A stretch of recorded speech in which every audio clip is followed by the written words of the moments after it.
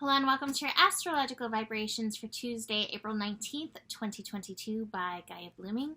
I am Mimi and our energy mantra for today is, I recognize that I am the soul of the universe and my name is love.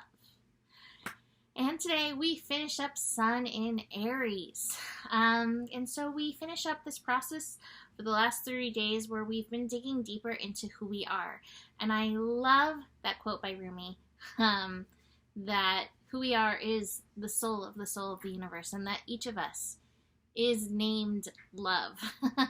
Because that's what came up when I was looking at this astro, and I was like, all right, Aries at 29 degrees, which can be a little explosive, which we'll dig into it. But what really came through as the work is so many of us have a desire to be seen. And it's so interesting because it's not all just like on one dimension or one level. Like some of us desire to be seen as that universal cosmos self. And some of us desire to be seen in our 3D roles. And neither's wrong. Like no wrongness there. And yet I wonder in this, can you see yourself as this cosmic being? Oh, Om Bhavam Namah. I am absolute existence. Remembering this energy within us, remembering.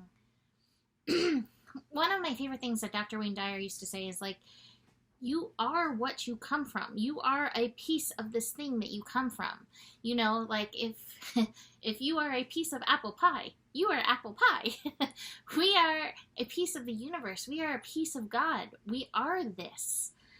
And somehow our human minds and maybe our conditioning can make it hard to wrap ourselves around this energy. And yet this feels like one of the biggest lessons for us today.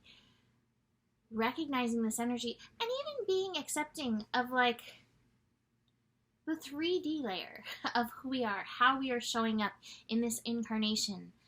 Again, as a piece of the divine, as an important piece of the divine in its full experience, whatever that may look like. Whether it looks like a lion tamer or an astronaut or an astrologer or a ballerina, or sitting with a sloth right in front of me, a sloth, cat, whatever that may be, that piece of the divine, and fully allowing ourselves to experience it. Now, one of the other things that came through, especially when I looked at the cards I pulled, the projections card being on top, is that it is a quantum physics law that anything you look at in the universe, or anything that is looked at in the universe, is affected by that which looks at it. And this includes us within ourselves. You are also affected by how you see yourself. So by not being able to see yourself as the soul of the universe, being called love, you know, we're not really allowing ourselves to fully spread our wings into that energy. Or again, into any of these 3D energies that we feel called to bring forth within ourselves. And so noticing your own projections in and of yourself and in and of the others around you is really important in this. And I think also being aware that there are others' projections, and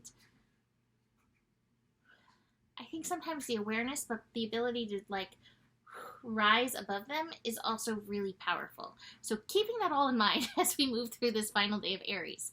That being said, there is potential for explosive energy, right? We are still coming out of this Sun-Pluto square while the energy is diffusing, releasing.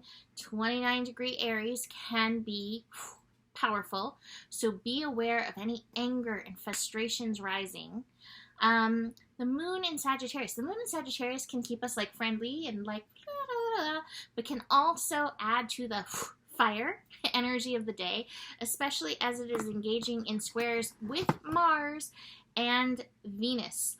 A square with Mars early in the day, a square with Venus late in the day. And so especially, I was feeling this, I think it was the squares that really brought this up, between Moon and Sagittarius and Mars and Pisces. Again, this is where we have like kind of the more, 3D version and this higher version of ourselves that we're working on like melding and mixing together. But it may be in the square, in the conflict of this, that we find ourselves in conflict. It may be in the square of this that we feel some frustration. I often say, anytime we have Mars engaged with the moon, there is potential for temper tantrums. But it feels like in the astro, it's like a potential for like a passing rain shower. Like it doesn't have to rule the day. Keep that in mind. 29 degrees is mastery. So there's potential for mastery in this. And if you have to have your temper tantrum, by all means do so. Like get that energy out and then come back to recognizing yourself as the soul of the universe, right? The square with Venus, maybe some worth stuff coming up, and it's appropriate.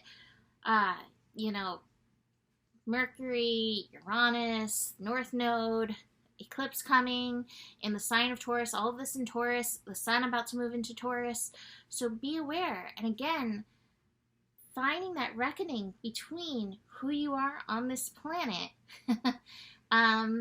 and this divine self and the gifts you have now and these universal gifts that come through you. Everything that you do is a universal gift coming through you. Recognizing that, giving gratitude for that, understanding the abundance and gift of that is, again, a way to kind of like through this energy. That's what we're doing. We're Tai Chiing the energy. So we've got that going on. Besides that, like I said, the sun will be moving into Taurus 7:24 p.m. I am not going to dig into Taurus in this scope. I will be putting out that one right around probably a little bit before that shifts. That's going to be Pacific time. So definitely before that shift happens.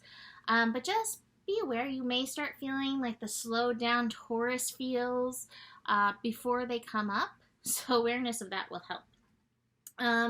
Let's look at these cards. Projections. Like I said, watch your projections on yourself, on others, even as you're recognizing yourself as the soul of the universe. And your name is love. Because we cannot hear that enough, I don't think. Even as you're recognizing that, recognize that in others as well. That being said, I do have the schizophrenia card. We may get pulled back and forth, and there's definitely, as we're in eclipse portal, shadows to come up. And so you may have to like wrangle those and recognize those as part of the weather of being. That being said, I love these cards next to each other. We've got some strong mental energy going on in this. I have the King and the Queen of Swords, the Control card and the Morality card. Watch the shoulds. The Control card's always so interesting because we have this ability to wrangle our mind and yet watch where you control yourself. Because, again, we're here for full experience. So it's like finding what that appropriate balance is. And meanwhile, we have the playfulness card.